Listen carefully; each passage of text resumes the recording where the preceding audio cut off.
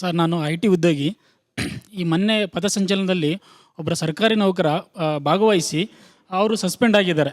ಕಾನೂನಿನಲ್ಲಿ ಈ ಥರ ಅವಕಾಶ ಇದೆಯಾ? ಯಾವುದೇ ಸರ್ಕಾರಿ ನೌಕರ ಭಾಗವಹಿಸಬೇಕು ಮತ್ತು ಭಾಗವಹಿಸಬಾರ್ದು ಅಂತ? ಯಾಕಂದರೆ ಇದು ಆತಂಕ ತುಂಬ ಜನರಲ್ಲಿ ಕಾಡ್ತಾ ಇದೆ. ಇದೇ ಥರ ತುಂಬ ಜನ ಸರ್ಕಾರಿ ನೌಕರು ಭಾಗವಹಿಸಿರ್ತಾರೆ. ಅವರ ಮುಂದಿನ ಪರಿಸ್ಥಿತಿ ಏನು? ಸಂಘ ಅದನ್ನ ಯಾವ ರೀತಿ ನೋಡುತ್ತೆ? ಈಗ ಒಂದು ಸಸ್ಪೆನ್ಷನ್ ಅನ್ನುವುದು ಸಾಮಾನ್ಯವಾಗಿ ಸರ್ಕಾರದ ವ್ಯವಸ್ಥೆಯಲ್ಲಿರುವಂಥ ಭಾಳ ಸಾಮಾನ್ಯ ಪ್ರಕ್ರಿಯೆ.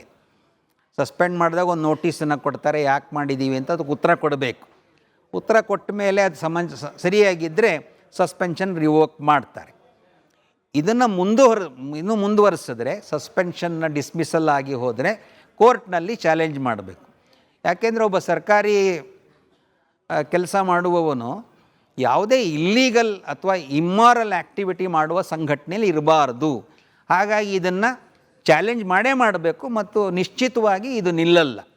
ಹಾಗಾಗಿ ನಾನು ಹೇಳೋದು ಏನಂದರೆ, ಸಂಘದ ಕೆಲಸ ಇದು ಅತ್ಯಂತ ಜಗಜ್ಜಾಹೀರಾದಂತಹ ದೇಶಕ್ಕೆ ಪೂರಕವಾದಂಥ ಕೆಲಸ. ಹಾಗಾಗಿ ಯಾರು ಹೆದರೋ ಅವಶ್ಯಕತೆಯೂ ಇಲ್ಲ. ಮತ್ತು ಈಗಾಗಲೇ ಯಾರ್ಯಾರು ಈ ಥರ ಅಕಸ್ಮಾತ್ ಕಷ್ಟಕ್ಕೆ ಬರೋರಿಗೆ ನಾವು ಸಹಾಯ ಮಾಡ್ತೀವಿ ಅಂತ ಹೇಳೋ ವಕೀಲರು ಕೂಡ ಮುಂದೆ ಬಂದಿದ್ದಾರೆ. ಹಾಗಾಗಿ ಹೆದರೋ ಯಾವ ಅವಶ್ಯಕತೆಯೂ ಇದರೊಳಗಡೆ ಇಲ್ಲ. ಮತ್ತು ಯಾವ ಕಾನೂನು, ಯಾಕೆಂದರೆ ಇಷ್ಟು ವರ್ಷದಲ್ಲಿ ಈ ಥರದ ಬೇಕಾಷ್ಟು ಕೇಸ್ಗಳಾಗಿ ಒಂದೇ ಒಂದು ಕೇಸ್ನಲ್ಲೂ ಇವತ್ತಿನವರೆಗೂ ಯಾರಿಗೂ ಶಿಕ್ಷೆನೂ ಆಗಿಲ್ಲ,